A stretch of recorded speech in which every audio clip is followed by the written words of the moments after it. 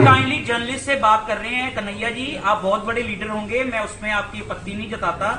Kindly media को BJP का मत समझिए। अरे सुनिए ना, ये हमको मत पूछिए। मनमोहन आप मीडिया को सस्ता हुआ था, लेकिन मीडिया को अपनी साथ खुद बचानी पड़ेगी। कौन से मीडिया हाउस से हैं? मैं सर अपना चैनल चलाता हूँ, गोलमाल न्यूज। अच्छा ठीक है, गोलमाल है भाई, सब गोलमाल है। आपको ठीक है, हो गया ठीक है। इतना गरम अगर आप जो है ना मंत्री प्रधानमंत्री उस पे हो जाएंगे तो देश का भला हो जाएगा। दिल्ली जाके हमने की है, बीजेपी के उलट ही की है। आपके लिए ताली बजवा देते हैं सर, थोड़ा ताली बजवा दीजिए। क्यों इतना गुस्सा हो गया? हम पे गुस्सा होकर के आपको क्या मिलेगा? सर आप गुस्सा वाली बात कर रहे हैं ना कन्हैया जी, आपने बहुत बातें बीजेपी के खिलाफ बोली, लेकिन देश में सबसे ज्यादा राज कांग्रेस पार्टी का रहा है। ना तो अनएम्प्लॉयमेंट वो खत्म कर सके, ना तो जो मुद्दे आपने उठाए कि गरीबी या उनका उद्धार, ना तो कांग्रेस पार्टी कर सकी। तो अब एकदम से कांग्रेस पार्टी के मैनिफेस्टो में लिखने से ऐसा क्या हो गया कि वो एकदम से सरकार में आएंगे और कर देंगे? देखिए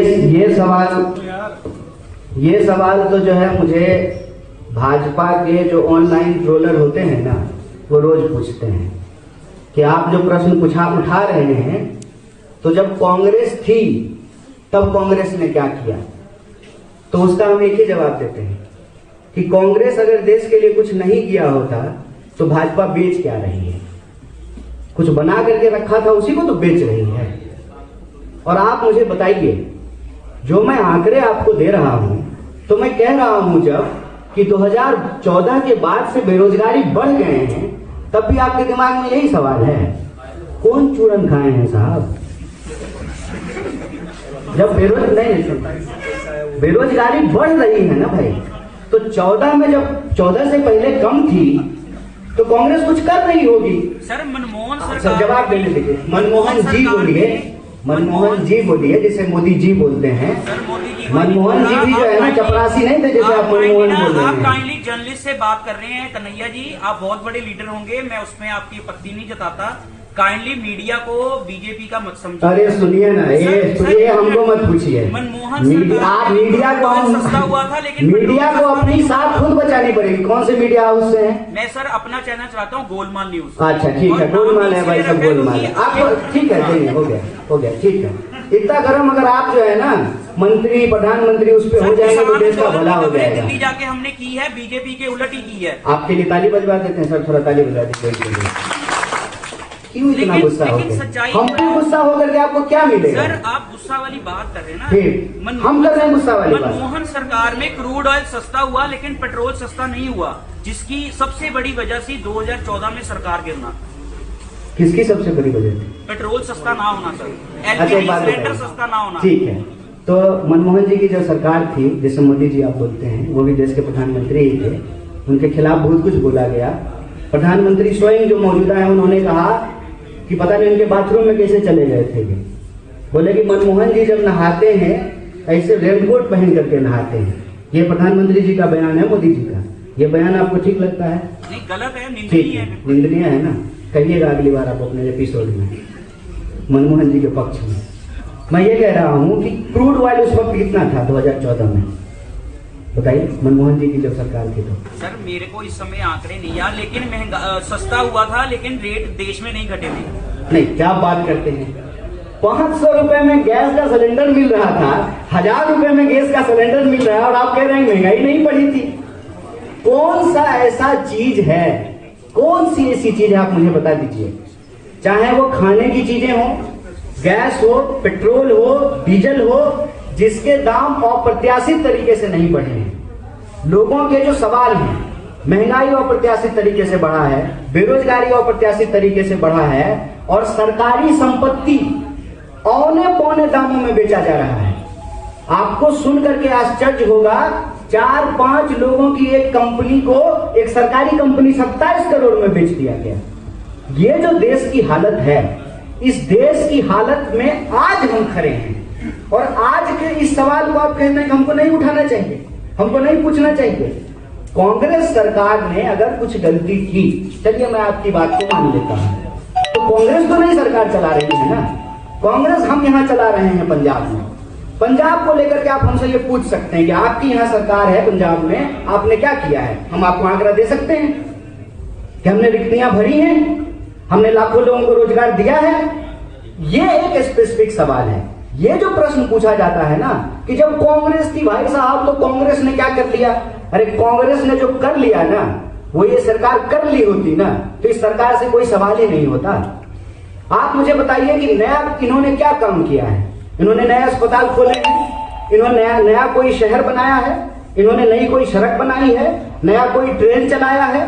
नाम बदल रहे हैं, राजधानी को तेजस कर दिया, इलाहाबाद को प्रयागराज कर दिया। अरे नया शहर बना लीजिए, नया कुछ बना नहीं रहे हैं, जो है उसको बेच रहे हैं, औने पौने दामों में बेच रहे हैं। आप मुझे बताइए, आप जब आंकड़ा बता रहे हैं मुझे मनमोहन जी की सरकार का, बीएसएनएल उस वक्त काम करता था, बीएसएनएल के पास 3G का लाइसेंस था, 2G का सवाल उठा करके इतना हंगामा हुआ। मुझे बताइए कोई भी लोग, 7 साल से इनकी सरकार है, एक भी अरेस्टिंग जो हुई थी किसी को भी सजा हुआ है? और जो लोग कैग की जो रिपोर्ट दी गई उस रिपोर्ट, वो कैग आज भी रिपोर्ट दे रहा है। क्या हो रहा है उस रिपोर्ट का? और जो कैग का रिपोर्ट देने वाले थे वो कोर्ट में जाकर के माफी मांग ली है।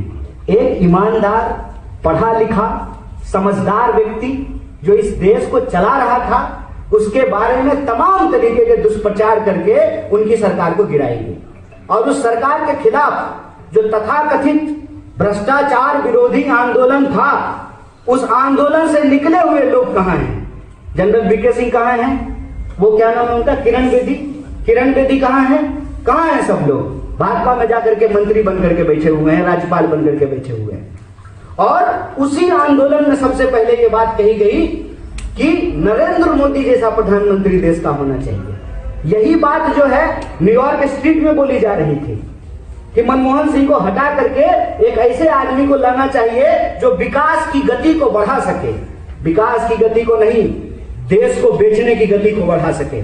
जिन सवालों पे कांग्रेस पार्टी ने कहा कि हम नहीं बेचेंगे, हम इंश्योरेंस सेक्टर के पैसे का डिसइन्वेस्टमेंट नहीं करेंगे, हम पीएफ में जो आम लोगों की गाढ़ी कमाई है उसका डिसइन्वेस्टमेंट नहीं करेंगे, हम मनरेगा जैसे वेलफेयर स्कीम को बंद नहीं करेंगे। और आप जान लीजिए ये आंकड़ा है, मनरेगा इंप्लीमेंट होने के बाद जो रूरल इकोनॉमी थी वो बेहतर हुई, माइग्रेशन कम हुआ, विस्थापन कम हुए। आप ये सवाल पूछ सकते हैं कि मनरेगा में भी करप्शन हुआ होगा। हम कहते हैं कि समस्या जो है उस समस्या का आप निदान करेंगे ना। हम सरकार चला रहे हैं पंजाब में, हमसे कोई गलती हो रही है, आप उसका बताइए, आप उसका हमको सजेशन दीजिए, हम उसका निदान करेंगे। लेकिन बदलाव के नाम पे ये नहीं देखिए, बदलने का तो ये भी हो सकता है कि ये माइक है, हम कहें इस माइक को हमको बदलना है तो इसको तोड़ दें, माइक तो बदल गया, इसकी स्थिति तो बदल गई। लेकिन ये सकारात्मक बदलाव नहीं है, नकारात्मक बदलाव है। बदलाव के नाम पे लोग मोदी जी को लेकर के आए, लेकिन देश जो है बदलाव में ना पहुंच करके बदहाली में पहुंच गया है। बेरोजगारी उठा करके देख लीजिए, किसानों की हालत उठा करके देख लीजिए, महिलाओं की स्थिति को देख लीजिए, सरकारी नौकरियों को देख लीजिए, सरकारी संस्थानों को देख लीजिए। इससे हमको बाहर निकलना है। और चाहे स्टेट का इलेक्शन हो या जनरल इलेक्शन हो, हमारा ये कहना है कि इस इलेक्शन में इस देश के जो लोग हैं उनके जो बुनियादी सवाल हैं उसको आप केंद्र में लेकर के आइए। आप अंग्रेजों वाली चाल मत चलिए, डिवाइड एंड रूल मत कीजिए। आप जो है लोगों के बेसिक इश्यूज को डाइवर्ट मत कीजिए। वो डिवाइड एंड रूल करते थे, आप डाइवर्ट एंड रूल कर रहे हैं। आप हमारे सवालों का जवाब दीजिए कि स्विस बैंक के कितने खाते जब्त किए गए, स्विस बैंक से कितना करोड़ रुपया भारत के खाते में आया, कितना काला धन वापस आया है नोटबंदी के बाद। नोटबंदी के दौरान ही रिजर्व बैंक ने कह दिया कि सारे नोट वापस आ गए। जब सारा नोट वापस आया तो काला धन का क्या हुआ? और ये जो सवाल है, मीडिया, आपने कहा ना मीडिया की बात, मैं बहुत रिस्पॉन्सिबल आदमी हूं। मीडिया ही है ना, मीडिया हाउस में ही उसके ही एक रिस्पॉन्सिबल पत्रकार खड़ा होकर के जो है 2000 के नोट में चिप निकाल रहे थे। ये चीप हरकत है, ये चीप हरकत वही लोग कर रहे हैं, हम नहीं कर रहे हैं। कौन निकाल रहा था 2000 के नोट में चिप? मीडिया ही निकाल रहा था ना। इस सवाल को पूछिए साहब, क्योंकि ये जिम्मेवारी हम इधर बैठ गए हैं तो सिर्फ हमारी नहीं है, हम सबकी ये कलेक्टिव रिस्पॉन्सिबिलिटी है कि कहीं भी चुनाव हो वो चुनाव देश के लोगों के बेसिक सवाल पर हो, डेवलपमेंट के सवाल पर हो, लोगों की जो इंक्लूसिवनेस है उस पर हो, लोगों की यूनिटी पे हो, देश बेहतर कैसे होगा, हम स्वस्थ कैसे होंगे। मेरा हाथ अगर लंबा हो जाए तो यह अस्वस्थ होने की निशानी है। हम स्वस्थ तभी होंगे जब बराबर से, संतुलन से हमारे शरीर के हर अंग का विकास होगा। आप आंकड़ा उठा करके देखिए, आप अगर कुछ नहीं समझ में आ रहा है तो जो पॉलिटिकल पार्टीज के पास चंदा आया है ना, उसका ही आंकड़ा उठा करके देख लीजिए। जो बीजेपी है उसके पास लगभग 5,000 करोड़ रुपया है। आप कहते हैं कि 70 साल में कांग्रेस ने क्या किया? 70 साल रूल हम किए हैं। आपके हिसाब से हमारे पास 500 करोड़ है और वो 7 साल रूल किए, उनके पास 5,000 करोड़ है। ये चोरी है कि नहीं है? बेईमानी है कि नहीं है? और बेईमानी जब आंख से दिख रही है तब उसके लिए बोलेंगे नहीं, और जब बोलेंगे तो यह सवाल पूछा जाएगा कि तब क्यों नहीं किए? हम तब भी किए थे। अगर किए नहीं होते तो देश में जो है दर्जनों एम्स नहीं बने होते, IIM नहीं बने होते, इसरो नहीं बना होता, BSNL नहीं बना होता, इतने संस्थान नहीं खड़े होते। आपके राज्य की जो राजधानी है चंडीगढ़ देश का सबसे पहला प्लांट सिटी है। वो सबसे पहला प्लांट सिटी कब बना है? नेहरू जी का ब्रेन चाइल्ड था वो। हमने देश के लिए किया था, किए हैं और करेंगे। और हमको दर्द भी इसीलिए हो रहा है, कहते हैं जाके पैर न फटे बिवाई वो का जाने पीड़ पड़ाई। हम ये देश बनाए हैं, इसीलिए देश के लिए दर्द हो रहा है, और देश कैसे बेहतर हो सके इसीलिए उन सवालों को लेकर के आपके बीच में आए, उन सवालों को उठा रहे हैं। आपने कहा कि हम मीडिया हैं, हम आपसे भी यही आग्रह करते हैं कि आप भी इन सवालों को उठाएं और देश के पॉलिटिकल डिस्कोर्स को रोजी रोटी, कपड़ा, मकान, शिक्षा, स्वास्थ्य, सड़क, बिजली, पानी पे हम केंद्रित करके रखें। जाति और धर्म के नाम में जिन सवालों को गुमराह करने की कोशिश की जाती है उन सवालों को हम खारिज करें और हमारे जो बुनियादी सवाल हैं उसको हम केंद्र में लेकर के आए।